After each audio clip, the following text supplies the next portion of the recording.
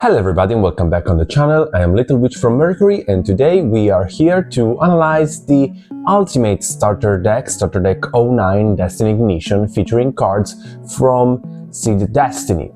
So this is our first ultimate deck for Gundam. It's a particular deck, has a bit higher MSRP. It's out for $40, but he has way more cards.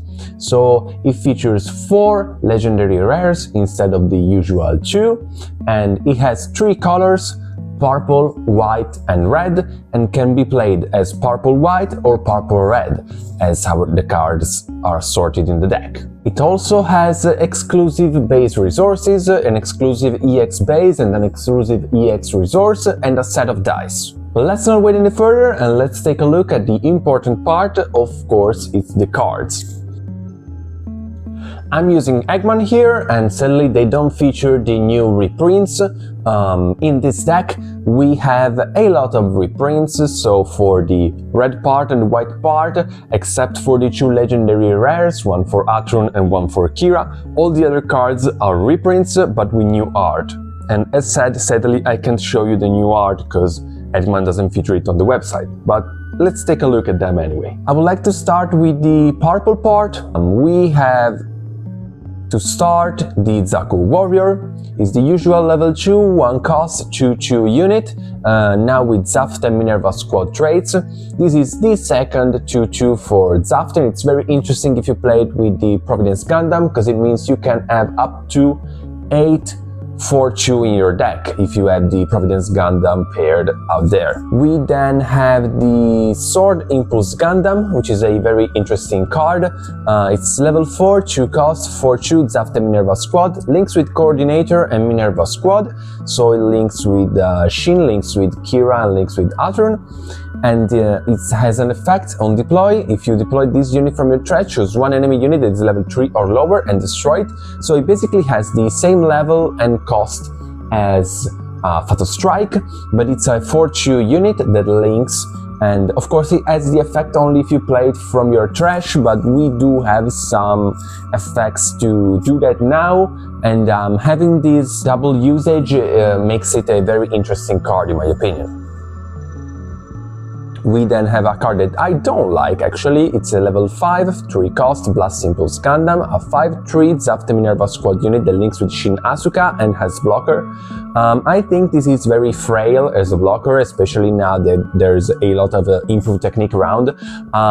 Rick Diaz still holds its place because it's a very early play, but you can play these at level 5, and it's a 5/3. Of course, with its pilot becomes an 8/3, but it just kills something and then dies, and we will see it later, but Shin's effect kind of wants you to attack, so having a blocker unit is not very useful, you know. And then we have Giant Killing as a command. It's a level 4, 3 cost command on main or action, which is very interesting. You choose 1 enemy unit with 4 or less AP and destroy it. So the very interesting part about this is the fact that the card has action. The problem is the card has to target an active enemy unit. So it's basically a broader but also not Look of Determination. The cost makes it kind of bad because at that point there's not that many units with 4 or less APs that you wanna destroy. Many legendary rares, for example from the starter decks, have 4 or less APs, but you have to count on the fact that they don't link them and they don't pair them, because then they get above the 4 AP marks. And you know, sometimes using a Fatal Strike or an improved technique on a 2/2 is kind of bad, makes you feel kind of bad. So imagine paying 3 at level 4 using this to destroy a 2/2. I'm not sure this card will make the cut, especially considering it doesn't have burst. You know, improved technique, Fatal Strike, even it's not that good, but still has a burst. Look of Determination has a burst, and this does have nothing going on to it. So I don't think this card will see much play, but we will see. And then we have Minerva. It's a level 2 1-cost base, 05 as usual. Zaft Minerva squad warship traits. Bursts, of course, to deploy it. On deploy, you add 1 shield to your hand. If it's your turn, you look at the top 2 cards of your deck, return 1 to the top, and the remaining in your trash. Kinda has the same effect as Saint Gabriel Institute, but puts the other card in the trash instead of putting it at the bottom of your deck, which is very interesting for how Minerva squad works. Overall, I think this is a good base. It's very interesting. And then we have a reprint with another art for Awakened Power, forgot about this. We know it, but it's a level 6 2-cost. On main, choose 1 unique card that's level 5 or lower from the trash, pay its cost to deploy it. So you can use it, for example, to play the Sword Impulse Gundam that we saw before, to do a Fatal Strike and a linkable unit in the same turn. With this at level 6, you can pay 2 for Awakened Power, 2 for the Sword Impulse Gundam, and then you can link it in the same turn, so it's kind of interesting. So, for the legendary rares, we have the Impulse Gundam, level 3 2-cost, 3/3 Zaft Minerva squad unit that links with Shin Asuka, has an activate main effect, you pay 2, return this unit to the bottom of its owner deck, choose 1 unique card with Impulse Gundam in its card name that is level 4 or higher from the trash and deploy it.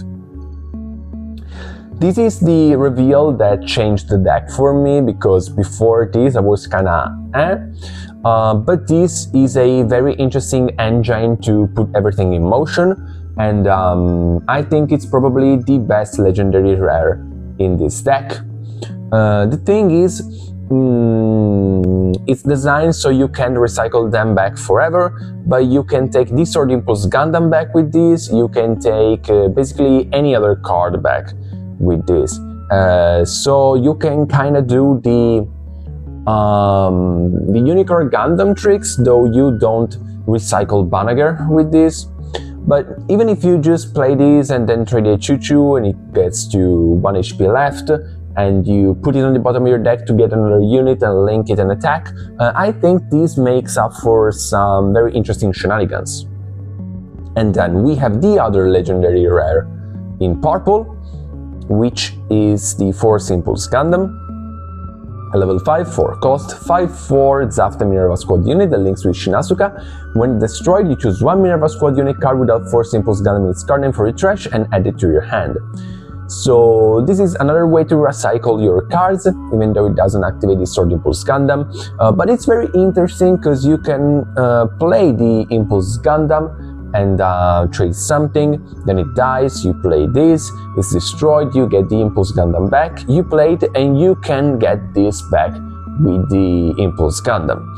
So it's a very interesting engine of recycling these cards, which I find honestly interesting. Of course, it's to be seen if the meta will allow these moves or if they are too slow, but we will find out.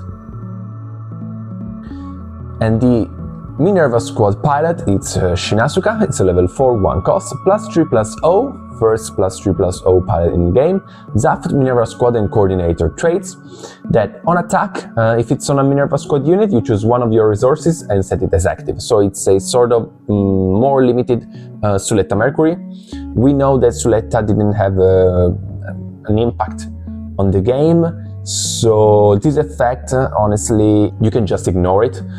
You play this to link and to get this, that +3/+0 and attack, and it's a very interesting pilot for Zaft as well, because it hits that sweet spot for the Zaft units to generally activate their effects. So I think it's a very interesting pilot, and the text box, it's what it is, not very important. So we have 26 cards in purple, and then we have 24 white cards and 24 red cards. So out of the box, for example, at your release events, you can play this deck as purple red or purple white. You can play it as red white. But let's take a look at the white cards. So let's start with the Freedom Gundam, which is probably the most interesting card. No, not really, but probably the strongest card from this deck. It's a level 6, 5-cost, 4/5 orb unit that links with Kira Yamato, has blocker, and while a friendly base is in play, this unit gains suppression. So it's basically a blocker which is a terrible attacker as well. It's kinda easy to have a base in play if you play white, because you have a lot of blockers to protect it. This also includes your starting EX base. It's a link for Kira, which is always strong. It's another freedom. You can untap this with Archangel to protect it after you have used suppression.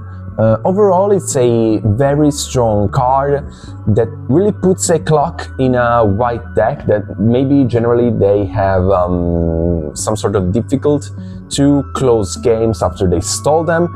This hits for 2 shields. It's very, very, very strong. I don't know what else to say about it. It's just a strong card, and I expect this to find a lot of play in Kira-based decks, even though the Arbitrate doesn't synergize with the new Triple Ship Alliance synergies, and so on. We then have reprints for the Strike Gundam, which is a level 4, 2 cost, 3/3 links with Kira Yamato, draw 1, discard 1 on deploy. We have a reprint for the Buster Gundam from GDO2, which gains blocker when it has 5 or more APs. It's a level 4, 3 cost, 4/3 that links with Coordinator trait. We have, of course, a reprint for Kira Yamato, level 4, 1 cost +2/+1, Earth Alliance and Coordinator Pilot, that on attack choose one enemy unit that gets AP -2 during this battle. We have yet another reprint for Overflowing Affection and Unforeseen Incidents. And then we have a reprint for Archangel that will also get a new print in the store play promos for the next round of them. Then we have the red part of the deck. Savior Gundam is actually the most interesting card from this deck for me, because it's strong on paper, has to be seen if it's strong in the game as well, but it's a very interesting card because it's a level 6, 5 cost, 5/4 Zafte Minerva squad unit that links with Azrun Zala, so it can attack an active unit when linked. Has Breach 3, and also when it's linked, if there are 5 or more purple cards in your trash, deal 2 damage to all units with 5 or less APs. So the 5 APs, it's the sweet spot for Zafte, as I said before, and this is a very interesting card because it only works with purple, so you can, if you want to play the Saber Gundam, you have to play red-purple, but it's a very interesting effect because it's basically some sort of mini wing 0 at level 6, pretty easy to have 5 or more purple cards in your trash by the turn, and it also activates only when you want it to, so it's only when linked, so if you have something you want to preserve, you can just play the body, have it on the board, and just don't damage the stuff, and then when that stuff dies, you link it and you do that damage. I think it's a very interesting card. It could potentially change the meta, or at least be a very interesting anti-aggro card, because dealing 2 damage to everything is very interesting. You just have to be aware that you don't destroy all of your stuff as well. But I think it's very interesting. With Atron becomes a 6/6 that can attack an active piece, has Breach 3, very, very cool card. As for the reprints, we have a reprint for the GDO1 Dual Gundam, level 3, 2 cost, 3/3, Zaft unit, links with Zaft trait, and gets Breach 3 if it has 5 or more APs, so this is very interesting to link with Shin Asuka as well. We then have the Aegis for Atron.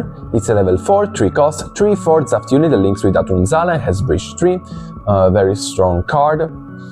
We have the Blitz Gundam, which is a very strange inclusion considering we don't have Nicola Murphy in this deck. Level 4, 3 cost, 3/3 Zaft unit, links with Nicola Murphy, and on deploy you choose one of your Zaft unit with 5 or more APs and engage first strike during this turn. So of course it synergizes with the other cards in the deck, but it's still a strange inclusion to have this in the deck and it can't be linked. This is a card from GDO1. So yeah. We then of course have the reprint for Azrun Zala, which is a level 4 1 cost +1/+2 Zaft and Coordinator Pilot. When linked, you can attack an enemy unit that is level 5 or lower, even if it's active. And then we have a reprint for Battle of Aces, level 3, 2 cost. Command: on burst, choose one enemy unit, deals 2 damage, and on main or action, choose one damaged enemy unit and it deals 3 damage to it. Which is kind of strange, because the only thing that pings unit in here is the Savior Gundam. So it will be hard to activate in the release event, but still cool. And then we have the Visalius. It's a level 3, 1 cost, 05 Zaft Warship Base. On deploy, you add 1 shield of your end. You can activate main it and rest it to give +1 to a friendly unit. And on burst, you deploy it. So it's a very interesting card, then again, to activate Zaft Shenanigans. So I think this deck is kind of interesting. I find the Saber Gundam especially interesting, as I said, but the purple part is very cool as well. It's just, as said, to be seen if it will be fast enough to keep the pace with the other cards in the meta. But the interesting thing is this deck comes out on the 27th of March, and just today Bandai has announced a banned and restricted announcement for that same day. They will become effective on the 1st of April, because on the 28th of this month there will be the regional in Düsseldorf for Europe, so of course they can change the banned and restricted card list before that day. But that will be the first banned and restricted announcement for Gundam TCG. We will see what will be hit. Of course, right now we have some sort of blue-purple dominance, even though I think this is just a matter of people playing something that's certain instead of experimenting and finding other ways, because actually we have seen DO have some success, Wing Zero still has some success. There are some rogue decks that are very interesting, like green-red Zeon or blue-red Marida and Amuro. So many people expect Amuro to be banned. I don't think he will be banned, because I don't really think Amuro is a problem. Because if you think about it, One Year War was a very strong deck and had Amuro. The Orlando List was a very strong deck and it had Amuro. Blue-Red is a very strong deck and it has Amuro, but they never had that predominance when it came to tournament results. At the same time, with the launch of GDO2, Blue-Purple was a very strong deck, but it was never dominant in the meta. What really changed the place of Purple-Blue in the meta was the release of Barbatos Adapt from GDO3. Because that card with Mika can just destroy a unit on level 4. Maybe your opponent played a Corsica base, spent all of their resources to make a 4-2, and then you just link a Barbatos Adapt and you destroy that Tolgeese. You can attack the base, you can break it if you had another unit. Before the Adapt, Purple-Blue never had the result that it has now, and that's the only card that has changed. Many other aggro decks were in meta and had an impact on the meta, but they were never this dominant. So this really can't be Amuro's fault. I personally am betting on the Adapt and maybe on Corsica base, but anyway, we will see. Just the point is maybe the meta will become a bit slower after that announcement, and these purple cards will have a chance to shine. As for the release event, I personally think Purple-Red will be the stronger choice, and I will go with it because the white part doesn't really have that many blockers and has too many commands. You are forced to run 6 commands while the red part has 3.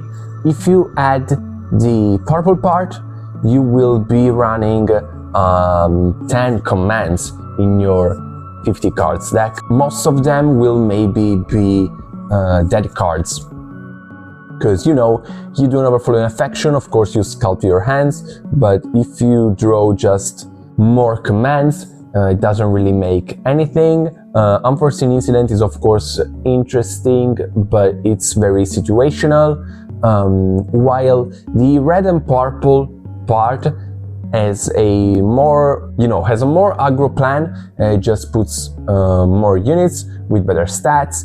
So I personally think that the purple red will be way more impactful, especially if you consider you can play the Zakus on the first turn and then you play the Vesalius to just break the EX base, while if you play the white, you have the Archangel that basically can only untap your Freedom Gundams and your Blast Impulse Gundam, because you probably never want to put a pilot on the Buster Gundam. So I personally think the red-purple deck will be stronger and I will play that, but I'm open to hear your take on it, and especially your take on the possible ban list that we will have. So this was all for today, and I'll see you in the next video. Bye!